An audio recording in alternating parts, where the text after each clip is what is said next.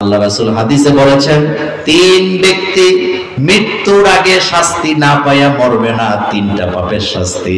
এক নম্বরে কাতে রেহেব, যারা রক্তের সম্পর্ক ছিন্ন করে, রক্তের সাথে বেঈমানি করে, দুনিয়াতে তাদেরকে শাস্তি না দিয়া মৃত্যু দিবে না কে?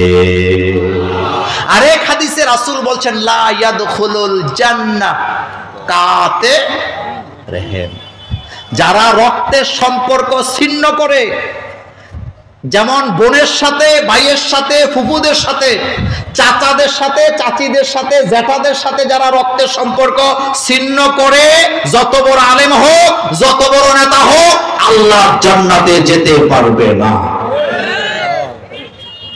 বোনের হক দেয় না, এরকমের লোক আজকের মাহফিলে নাই। জমি জামা ভাগ করার সময় ভাইয়েরা বাড়ি ঘর জমি ভালো ভালো নিয়ে যায়। কিছু কিছু আছে চালাক, বোনদের জন্য ওই যে কি ডাঙ্গা, গুগুডাঙ্গা বলেন, কি ডাঙ্গা, ওই গুগুডাঙ্গার মাঝখানে 2 শতক। বোনেরা এসে বলতেছে, আমরাও তো বাপের ঘরে হয়েছিলাম, করোনার আইনে তো আমাদের জন্য বাপের সম্পত্তিতে সম্পদ আছে, আমাদেরটা কই? ওই যে বলছে যুবক, এবার দেখায় দে তোমাদেরটা খাই নাই, আমরা কারো সম্পদ খাই না, তো রাখছো কই? গুরু ডাঙ্গা। এমন ভাই আল্লাহর আদালতে আসামি হওয়া লাগবে। মসজিদ বানাইছেন, মাদ্রাসা বানাইছেন, তাফসীর মাহফিলের আয়োজন করেছেন, তাহাজ্জুদ পড়েছ, উমরা করেছ, বোনের হক দেশ নাই, আল্লাহর জান্নাতে যেতে পারবি না। আমি ফতুয়া দিয়ে গেলাম, পারবি না জান্নাতে যেতে, ধরা পড়বি তুই। 100 বোনকে ঠকানো যাবে। আর আমাদের বাংলাদেশে একটা কথা বলে, অংশ নিলে নাকি ধ্বংস হয়। এগুলি কুফরি কথা, এগুলা কুফরি কথা, আল্লাহর কোরআনের আইনের বিরুদ্ধের কথা। কারণ এক ভাই যদ্দুর পাবে, 2 বোন তদ্দুর পাবে। এটা কার আইন? আরো চিল্লায় বলো, কার আইন?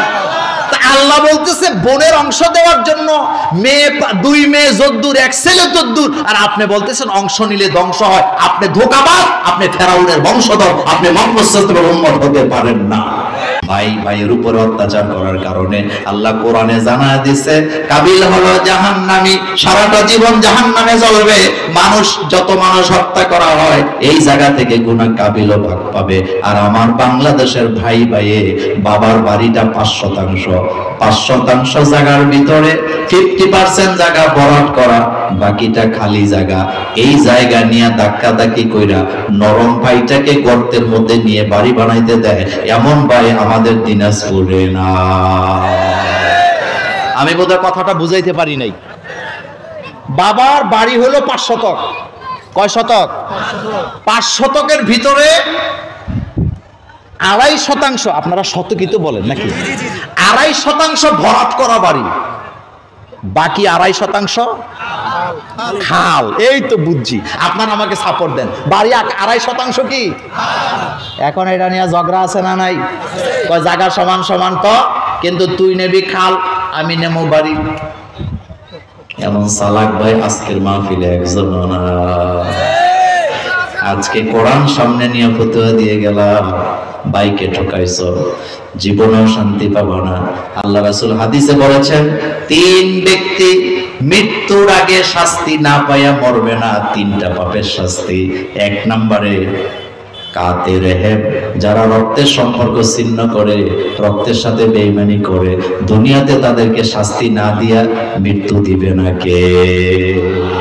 আরেক হাদিসে রাসূল বলছেন, লা ইয়াদখুলুল জান্নাহ কাতে রেহেব, যারা রক্তের সম্পর্ক ছিন্ন করে, যেমন বোনের সাথে, ভাইয়ের সাথে, ফুফুদের সাথে, চাচাদের সাথে, চাচিদের সাথে, জ্যাঠাদের সাথে যারা রক্তের সম্পর্ক ছিন্ন করে, যত বড় আলেম হোক, যত বড় নেতা হোক, আল্লাহর জান্নাতে যেতে পারবে না। বোনের হক দেয় না, এরকমের লোক আজকের মাহফিলে নাই। জমি জামা ভাগ করার সময় ভাইয়েরা বাড়ি ঘর জমি ভালো ভালো নিয়ে যায়। কিছু কিছু আছে চালাক, বোনদের জন্য ওই যে কি ডাঙ্গা, গুগুডাঙ্গা বলেন, কি ডাঙ্গা, ওই গুগুডাঙ্গার মাঝখানে 2 শতক। বোনেরা আয়েশা বলতেছে আমরাও তো বাপের ঘরে হইছিলাম, কোরআনের আইনে তো আমাদের জন্য বাপের সম্পত্তিতে সম্পদ আছে, আমাদেরটা কই? ওই যে বলছে যুবক, এবার দেখায় দে তোমাদেরটা খাই নাই, আমরা কারো সম্পদ খাই না, তো রাখছো কই? ওই গুরু ডাঙ্গা। এমন ভাই আল্লাহর আদালতে আসামি হওয়া লাগবে। মসজিদ বানাইছেন, মাদ্রাসা বানাইছেন, তাফসীর মাহফিলের আয়োজন করেছেন, তাহাজ্জুদ পড়েছ, উমরা করেছ, বোনের হক দেশ নাই, আল্লাহর জান্নাতে যেতে পারবি না। আমি ফতুয়া দিয়ে গেলাম, পারবি না জান্নাতে যেতে, ধরা পড়বি তুই। 1 শতক বোনকে ঠকানো যাবে। আর আমাদের বাংলাদেশে একটা কথা বলে, অংশ নিলে নাকি ধ্বংস হয়। এগুলি কুফুরি কথা, এগুলা কুফুরি কথা, আল্লাহর কোরআনের আইনের বিরুদ্ধের কথা। কারণ 1 ভাই যদ্দুর পাবে 2 বোন তদ্দুর পাবে, এটা কার আইন? আরো চিল্লায় বলো, কার আইন? আল্লাহ বলতেছে বোনের অংশ দেওয়ার জন্য 2 মেয়ে যদ্দুর 1 ছেলে তদ্দুর, আর আপনি বলতেছেন অংশ নিলে ধ্বংস হয়। আপনি ধোঁকাবাজ, আপনি ফেরাউনের বংশধর, আপনি মুহাম্মদ সাল্লাল্লাহু আলাইহি ওয়াসাল্লামের উম্মত হতে পারেন না। কারণ রাসূল সাল্লাল্লাহু আলাইহি ওয়াসাল্লামের ফয়সালা যারা মানে না, আল্লাহর ফয়সালা যারা মানে না, ওয়ালাম ইয়াহকুম বিমা আনজালাল্লাহ ফাউলাইকা হুমুল কাফিরুন ফাউলাইকা হুমুজ জালিমুন ফাউলাইকা হুমুল ফাসিকুন। তারা জালেম, তারা কাফের, তারা ফাসিক। এখন বোনের অংশ দিতে হবে, এটা আইনটা কার? আল্লাহ। কিন্তু মানতে রাজি না। রাসূল করিম সাল্লাল্লাহু আলাইহি ওয়াসাল্লাম মুসলিম শরীফের হাদিসে বলেছে, কোন ভাই যদি একটা বোনকে লালন পালন করে বাবার অনুপস্থিতিতে, এমন ঘটনা ঘটে না? বাপ মরে গেছে, বড় ভাই বোনদেরকে পালে। সহিহ মুসলিমের হাদিসে আসছে, রাসূল সাল্লাল্লাহু আলাইহি ওয়াসাল্লাম বলেছেন, কোন ভাই যদি তার বোনকে লালন পালন করে, এরপরে যদি পাত্রস্থ করে, তার হক তাকে বুঝাইয়া দেয়, ওই ভাইয়ের জন্য আল্লাহর জান্নাতের দরওয়াজা ওয়াজিব হয়ে যায়।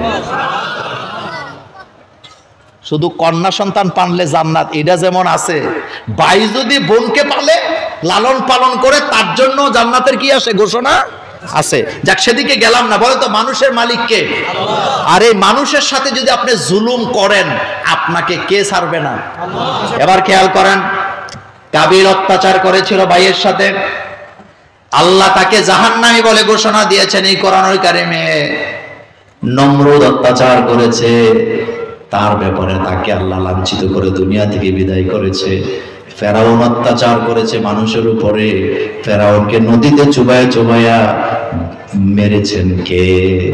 ওয়াজাওয়াজনা বিবানি ইসরাঈল আল বাহর ফাআতবাহু ফিরআউন ওয়া জুনুদুহু বাগিয়া ওয়া আদওয়া হাত্তা ইযা আদরাকাহুল গরাক قال آمنت أنه لا إله إلا الذي آمنت به بنو إسرائيل।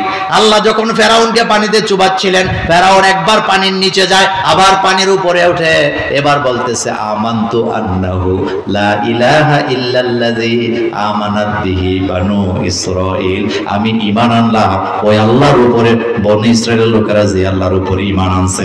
এখন আপনি একটু খেয়াল করে দেখেন, ফেরাউন বিপদে পড়া আল্লাহর উপরে ঈমান আনে, আল্লাহর জিকির করে, আর আমার বাংলাদেশের নেতা বিপদে পড়লে দাড়ি কামায়া ফেলায়, এমন নেতা আছে না?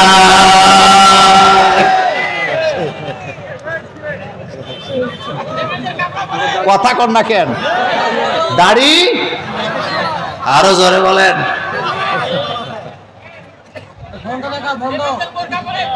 উস্তাদ সৈয়দ আবুল আলা মওদুদী রাহিমাহুল্লাহ, তিনি একটা দারুণ কথা বলে গেছেন।